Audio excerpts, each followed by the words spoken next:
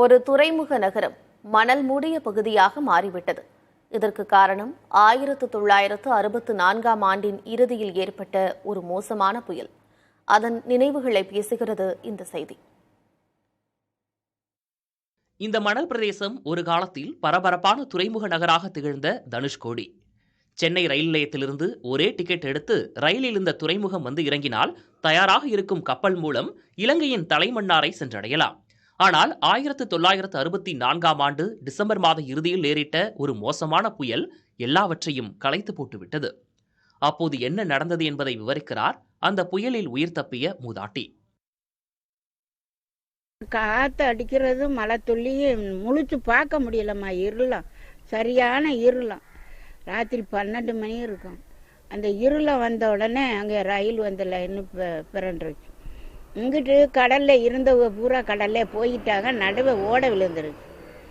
அவள் ஓட விழுந்த உடனே எங்கிட்ட சொல்லுவா, யாரும் தப்ப முடியாது, அந்த நடுவே இருக்கிறவங்க மட்டும் ஒரு மரத்தை தாண்டி ஒரு மணலில் உட்காந்துக்குருவோம் அப்படின்னு சொல்லிட்டு இங்கே மாரியாத்தா கோயிலுக்கு, குனியம்மத்த கோயிலுக்கு வந்தோம். இங்கனே வந்து உட்காந்துட்டேன். காற்று கொஞ்சம் கொஞ்சமாக அமர்ந்துச்சு. அமர்ந்த உடனே இதுக்கு மேலே மறு புயல் வந்தாலும் வந்துடும், வாங்க நம்ம புறப்பட்டு போயிடுவோம் அப்படின்னு சொல்லிட்டு புறப்பட்டுக்கிட்டு இருந்த உடனே அப்படியே போனாங்க. வத்தைய வாலிய கடலில் எல்லாமே செத்து போய் ஒதுங்கி மிதித்துக்கிட்டு தான் நாங்கள் போகிறோம். அந்த புணத்து மேலே தான் போகிறோம். பல்வேறு பகுதிகளில் பேரிடர்கள் ஏற்பட்டாலோ புயல் ஏற்பட்டாலோ அந்த நகரத்தை மீண்டும் புனரமைத்து கட்டமைப்பு ஏற்படுத்துகின்ற அரசு 60 ஆண்டுகள் ஆனதற்கு பிறகும் இன்னும் தனுஷ்கோடியில் மக்கள் வாழ்றதுக்கு தகுதியற்ற இடமாகவே வச்சுக்கிட்டு இருக்கிறாங்க. உடனடியாக எஞ்சி இருக்கக்கூடிய நிலப்பரப்பை பாதுகாக்கிறதுக்கு, அங்கே மக்கள் குடியிருப்பதற்கு, மக்கள் சுற்றுலாவுக்காக அங்கே போய் வருவதற்கு, இல்லை மீண்டும் அது ஒரு கப்பல் துறைமுகமாக உருவாவதற்கு அரசு நிச்சயமாக திட்டமிட்டு ஒரு ஏற்பாட்டை செய்யணும். அதற்கு அந்த மண்ணரிப்பை தடுப்பதற்காக உடனடியாக அந்த பகுதியில் சவுக்க மரமோ பனைமரமோ வைத்து நிலப்பரப்பை பாதுகாக்கணும்னு அரசாங்கத்தை நாங்கள் வலியுறுத்தி கேட்டுக்கிறோம்.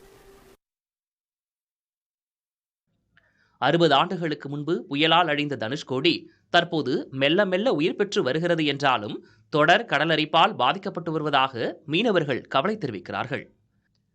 புயல் தாக்கி 53 ஆண்டுகள் கழித்து 2017ஆம் ஆண்டு ராமேஸ்வரத்திலிருந்து தனுஷ்கோடி அரிச்சல்முனை வரையில் புதிய தேசிய நெடுஞ்சாலை திறக்கப்பட்டது. இதனால் தனுஷ்கோடிக்கு வருகை தரும் சுற்றுலா பயணிகளின் எண்ணிக்கை பல மடங்கு உயர்ந்தது. ஆனால் கடலரிப்பு காரணமாக தனுஷ்கோடி நிலப்பரப்பு குறைந்து கொண்டே வருவதுடன் தேசிய நெடுஞ்சாலையும் புயல் நினைவு சின்னங்களும் சேதமடைந்து வருகின்றன.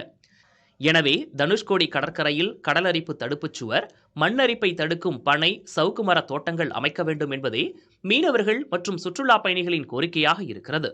புதிய தலைமுறைக்காக ஒளிப்பதிவாளர் வினோத்குமாருடன் செய்தியாளர் ஆனந்தன்.